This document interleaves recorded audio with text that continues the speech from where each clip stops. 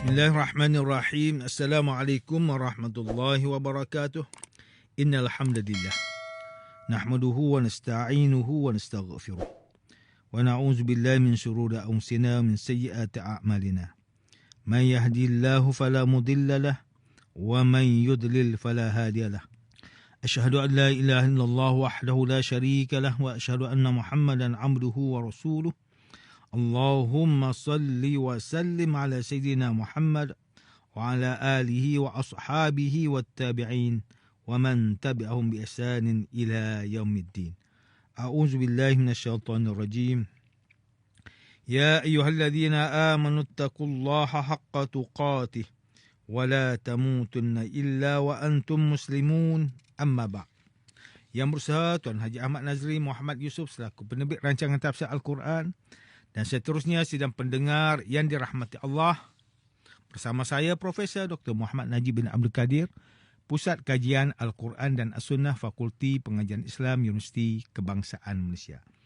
Tuan-tuan, puan-puan, para pendengar yang dimuliakan, pada hari ini kita akan menyambung kembali rancangan tafsir Al-Quran bagi siri ke-44. InsyaAllah pada kali ini kita akan membincangkan mengenai pentafsiran ayat ke-58 Surah Yunus. A'udzu billahi minasyaitonir rajim. Bismillahirrahmanirrahim. Qul bi fadlillahi wa bi rahmatihi fa bizalika falyafrahu huwa khairum mimma yajma'un. Katakanlah wahai Muhammad, kedatangan Al-Quran itu adalah semata-mata dengan limpah kurniaan Allah dan kasih sayangnya. Maka dengan isi kandungan Al-Quran itulah hendaknya mereka bersukacita. Bukan dengan yang lain, kerana ia lebih baik daripada apa yang mereka himpunkan dari segala benda dan perkara yang tidak kekal. Sidang pendengar yang dirahmati Allah, Profesor Dr. Muhammad Qureshi Shihab melalui kitabnya Tafsir Al-Misbah mentafsirkan ayat ke-58 surah Yunus ini dengan menegaskan fungsi Al-Quran yang agung dan memiliki pelbagai manfaat serta jauh daripada tuduhan bahawa ia adalah sihir. Di dalam ayat ini Allah Subhanahu Wa Taala memerintahkan baginda sallallahu alaihi wasallam untuk mengajak semua manusia agar menyambut kitab suci ini dengan penuh sukacita. Profesor Dr. Muhammad Qureshi menjelaskan kalimah bifadlillah yang bermaksud kurniaan Allah dan birahmatih yang bermaksud rahmatnya. Ini mengisyaratkan bahawa kedua-duanya hendaklah disambut dengan kegembiraan tersendiri, sama ada kurniaannya maupun rahmatnya. Ulama berbeza pendapat tentang maksud kedua-dua kalimah ini. Ada yang memahami kedua-duanya dengan maksud ia adalah Al-Quran, tetapi pendapat ini tidak disokong oleh kerana pengulangan dua kalimah ini. Ada juga yang memahami kurniaan dengan maksud surga, manakala rahmat bermaksud kebebasan daripada api neraka. Boleh juga dikatakan kalimah kurniaan itu dengan maksud anugerahnya yang bersifat umum kepada seluruh manusia. Sedangkan rahmat pula adalah kepelbagaian anugerahnya kepada orang mukmin. Menurut Al-Biqai, kegembiraan hendaklah terbatas dan hanya disebabkan oleh perolehan kurnia dan rahmat Allah. Yang dimaksudkan dalam hal ini adalah Al-Quran dan ajaran Islam, bukan disebabkan perolehan duniawi yang akan hancur. Hal ini kerana pada penutup ayat ini menegaskan bahawa kurniaan dan rahmat itu lebih baik daripada segala perkara yang kaum musyrikin berusaha kumpulkan.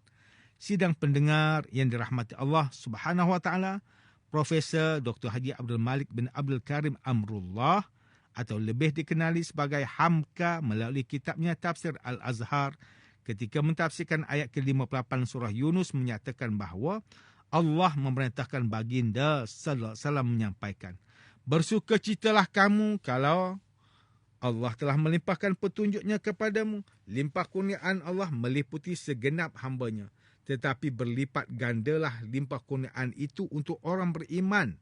Rasai. Limpah kurniaan Allah itu diiringi rahmat dan rahmat itu tumbuh dalam hati orang mukmin. Orang yang memiliki hati rahmat, Allah limpahkan lagi rahmatnya.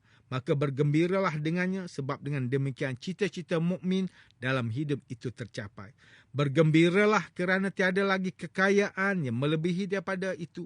Harta benda mungkin boleh dikumpul, tapi satu masa ia akan meninggalkan kita atau kita meninggalkan ia. Tetapi rahmat tidak hilang selama-lamanya. Hamka mentafsirkan lagi, jika orang yang tidak beriman mengumpulkan harta sebanyak-banyaknya, mereka bergembira dengan apa yang mereka kumpulkan itu. Manakala bagi mukmin, mereka kumpulkan iman, amal soleh, rahmat Allah. Itulah kekayaan yang sejati dan itulah yang sepatutnya didahulukan. Kerana kalau kurniaan dan rahmat Allah itu hilang, hancurlah segala benda yang dikumpulkan itu. Bukanlah bermaksud dilarang mengumpulkan harta benda. Namun, mengumpulkan rahmat Allah itu adalah yang lebih utama. Tuan-tuan, puan-puan yang dimuliakan, Profesor Dr. Tengku Muhammad Hasbi As-Siddiqi menerusi kitabnya Tafsir An-Nur mentafsirkan ayat ke-58 surah Yunus ini dengan menyatakan bahawa katakanlah wahai Muhammad kepada orang kafir, hendaklah kamu bergembira dan bersenang hati dengan keutamaan Allah dan dengan rahmatnya. Tegasnya, jika ada di dalam dunia ini sesuatu yang menyebabkan kita bersenang hati, maka yang demikian itu adalah keutamaan Allah dan rahmatnya. Bergembira dengan keutamaan dan rahmat Allah lebih utama dan bermanfaat daripada harta seperti emas dan perak, binatang ternak dan segala kemewahan dunia. Dan keutamaan Allah itulah yang menjadi penyebab seseorang memperoleh kebahagiaan di dunia dan di akhirat. Manakala Profesor Dr. Haji Zainal Arifin Zakaria melalui kitabnya Tafsir Inspirasi menjelaskan tafsiran bagi ayat ke-58 surah Yunus ini dengan menyatakan bahawa masuk syurga adalah dengan berkat rahmat Allah. Orang beriman berbahagia atas segala limpahan kurniaan dan rahmat. Kurniaan dan rahmat Allah ini adalah segala yang mereka perlukan di dunia dan ia sesuatu yang luar biasa daripada apa yang dicapai oleh kaum kafir yang hanya mengumpul harta dunia. Sidang pendengar yang dimuliakan, demikianlah tafsir bagi ayat ke-58 surah Yunus menurut pentafsiran oleh para ulama. Ayat ke-58 surah Yunus ini menjelaskan bahawa Al-Quran itu memiliki banyak manfaatnya dan diiringi kurniaan dan rahmat Allah. Kurniaan dan rahmat Allah inilah yang diperlukan seluruh umat manusia kerana ia kekal dan tidak akan hilang selama-lamanya. Sedangkan harta duniawi jika dikumpulkan, ia hanya membawa kegembiraan yang sementara kerana kelak akan hilang dan tidak kekal. Namun, kurniaan dan rahmat Allah ini memberi kegembiraan hakiki kepada orang yang memilikinya.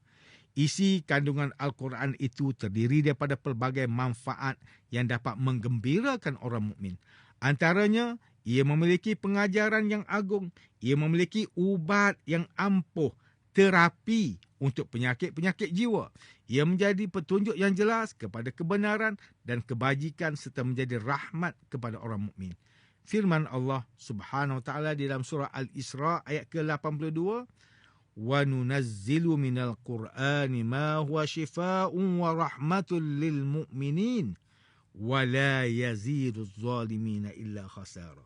Dan kami turunkan dengan beransur-ansur dari Al-Quran ayat-ayat suci yang menjadi ubat penawar dan rahmat bagi orang yang beriman kepadanya, dan sebaliknya Al-Quran tidak menambahkan orang yang zalim disebabkan keingkaran mereka melainkan kerugian jua.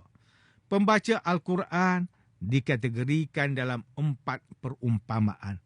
Sebagaimana sabda Rasulullah sallallahu alaihi wasallam, an Abi Musa al-Ash'ari radhiyallahu anhu, ani Nabi sallallahu alaihi wasallam qala, masalul mu'min alladhi yaqra'ul Qur'an, masalul utrujjah rihuha tayyibun wa ta'muha tayyib. وَمَثَلُ الْمُؤْمِنِ الَّذِي لَا يَقْرَأُ الْقُرْآنَ مَثَلُ التَّمْرَةِ لَا رِيحَ لَهَا وَطَعْمُهَا حُلْوٌ وَمَثَلُ الْمُنَافِقِ الَّذِي يَقْرَأُ الْقُرْآنَ مَثَلُ الرَّيْحَنَةِ رِيحُهَا طَيِّبٌ وَطَعْمُهَا مُرٌّ وَمَثَلُ الْمُنَافِقِ الَّذِي لَا يَقْرَأُ الْقُرْآنَ كَمَثَلِ الْحَنْظَلَةِ لَيْسَ لَهَا رِيحٌ وَطَعْمُهَا مُرٌّ. Dari Abu Musa al-Ash'ari, Rasulullah sallallahu alaihi wasallam bersabda, perumpamaan orang mukmin yang membaca Al-Quran bagaikan buah utrujjah. Rasa buahnya enak dan baunya wangi. Buah utrujjah adalah buah limau Dan perumpamaan orang mukmin yang tidak membaca Al-Quran bagaikan buah kurma. Rasanya enak namun tidak berbau. Sedangkan perumpamaan orang munafik yang membaca Al-Quran bagaikan buah raihanah. Baunya enak namun rasanya pahit. Dan perumpamaan orang munafik yang tidak membaca Al-Quran bagaikan buah hanzalah. Tidak berbau bahkan rasanya pahit. Hadis riwayat Bukhari. Sidang pendengar sekalian, Al-Quran adalah petunjuk dan panduan hidup manusia. Bagi mereka yang membaca dan mengamalkan kandungannya, ia akan memperoleh rahmat Allah. Namun kini manusia lebih mengikuti kepada ideologi dan pandangan akal untuk hidup berbanding mengikuti Al-Quran. Manusia beranggapan bahawa Al-Quran ini hanya terpakai di zaman Rasulullah sallallahu alaihi wasallam sahaja dan tidak relevan untuk masyarakat kini. Perlu diketahui bahawa Al-Quran adalah kalam Allah yang memiliki i'jaznya yang tersendiri, yang memiliki keistimewaannya yang tersendiri.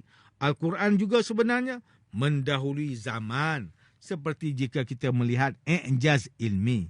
Penemuan sains yang ditemui oleh saintis telah pun ada dinyatakan di dalam Al-Quran sebelum ia ditemui lagi. Al-Quran sangat relevan sebagai panduan kehidupan dari dahulu sehingga kini.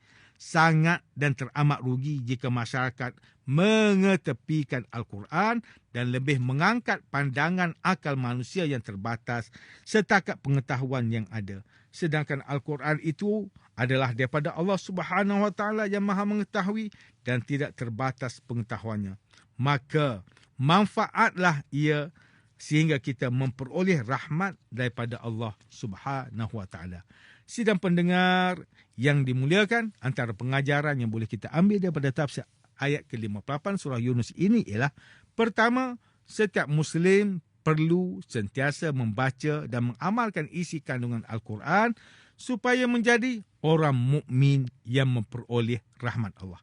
Kedua, sebagai Muslim, kita perlu mengumpulkan kurniaan dan rahmat Allah Subhanahu Wa Taala kerana ia adalah harta yang tidak ternilai harganya dan ia kekal selama-lamanya. Ketiga, umat Islam boleh mengumpulkan harta dunia, namun jangan jadikan ia sebagai matlamat utama sehingga melalaikan kita daripada Allah Subhanahu Wa Taala. Sidang pendengar yang dirahmati Allah, sekian sahaja rancangan tafsir Al-Quran pada hari ini. Semoga kita semua mendapat manfaat daripada perbincangan ilmu ini. Insya-Allah, mudah-mudahan kita akan bertemu lagi pada siri rancangan tafsir Al-Quran yang akan datang. Wabillahi taufiq wal hidayah. Wassalamualaikum warahmatullahi wabarakatuh.